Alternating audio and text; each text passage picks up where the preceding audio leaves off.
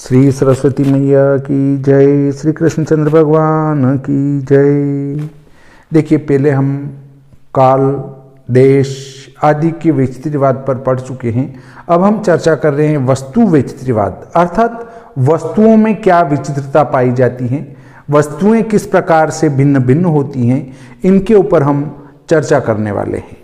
देश काल की भांति तत्त वस्तुओं में भी बहुत से वैचित्र पाए जाते हैं। वस्तु वैचित्र के स्थूल प्रभाव को प्रायः सभी देशों में यथाकंचित स्वीकार किया गया है। भारत का आयुर्वेद शास्त्र यूनानियों की हिकमत और श्वेत देशों की एलोपैथिक तथा होम्योपैथिक चिकित्सा पद्धतियों में वस्तु वैचित्रवाद पर ही अवलंबित हैं। परंतु जहां भारत को छोड़कर अन्य देशों के वैज्ञानिकों ने केवल शरीर पर पड़ने वाले तत्त वस्तुओं के प्रभावों की सीमा तक ही वस्तु वैचित्रवाद से लाभ उठाया है। मन, बुद्धि और आत्मा पर किस वस्तु का क्या प्रभाव पड़ता है, यह बात वे अभी तक नहीं जान पाए हैं। वस्तु वैचित्रवाद का लाभ जो है कुछ लोगों ने उठाया है। मन, बुद्धि और आत्मा पर वस्तु का क्या प्रभाव पड़ता है, ये बात तो लोग जान ही नहीं पाए। वहाँ भारतीय ऋषियों ने न केवल वस्तु वैचित्रवाद का मनन मात्र ही किया था, अपितु अपने जीवन में भी तत्त वस्तुओं का उपयोग करके अनेक प्रकार का लाभ उठाने का भी प्रयत्न किया था। वस्तुओं का भी हमारे शरीर पर प्रभाव पड़ता है, इसलिए वस्तुओं को ध्यान में रखकर ही कार्य करना चाहिए। देखिए, अगर आप कहीं गंदे स्थान पर बैठे हैं, फटे टूटे पुराने कपड़े रखे हैं, कोई मलमूत्र है वगैरह, ऐसा स्थान है, तो वहां आपका मन नहीं लगेगा।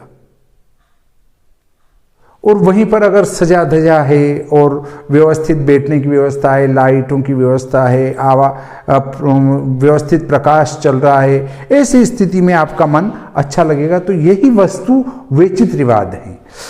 ब्रह्मचारी, वानप्रस्थ और सन्यासियों का पांवों में लकड़ी की खूंटीदार खड़ाऊ पहनना, धार्मिक अनुष्ठानों में कुशासन का प्रयोग और अनामिका उंगली, ये अनामिका उंगली छोटी उंगली के पास वाली अनामिका उंगली में कुशा की पवित्र धारण करना, गले में तुलसी, रुद्राक्ष आदि की मालाएं पहनना एवं मस्तक में मृतिका, चंदन, कुमकुम, हरिद्रा किंवा भस्म धारण करना तथा सद्वा का ललाट में बीचों बीच सुंदर तथा अलंकार धारण करना केवल जंगलीपन के चिन्ह नहीं है, अपितु वस्तु वैचित्रवाद की वैज्ञानिक भित्ति पर स्थिर अनेक लाभों से परिपूर्ण तथ्य हैं।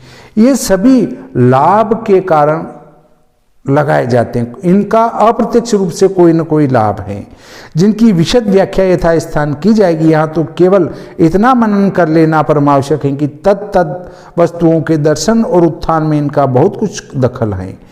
भांग, चरस, अफीम और मद्यपान से केवल नशा मात्र ही नहीं होता, किंतु शनै शनै बुद्धि का भी दिवाला निकल जाता है। शास्त्र में स्पष्ट लिखा है कि देखिए, भांग, चरस, अफीम, शराब, इनके सेवन से केवल नशा ही नहीं आता है, परंतु धीरे धीरे आपकी बुद्धि भी समाप्त होने लग जाती है, बुद्धि नष्ट होने लग जाती है।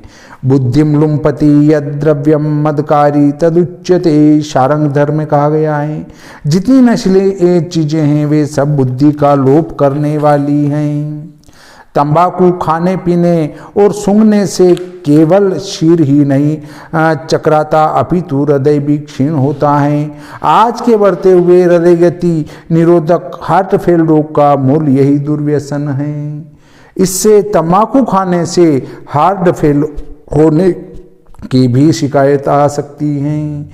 इसलिए आस्तिकों को उचित है कि वह वस्तु वैचित्रवाद पर अवलंबित धर्मशास्त्रों के विधान का सर्वात्मना पालन करते हुए कल्याण भाजन बने, अर्थात वस्तु वैचित्रवाद को ध्यान में रखकर ही कार्य करें कि किस प्रकार की वस्तु हमें किस एंगल से क्या प्रभावित करेगी या क्या प्रभाव डालेगी, इसको ध्यान में रखकर कार्य करेंगे तो आपको अधिक फायदा मिलेगा।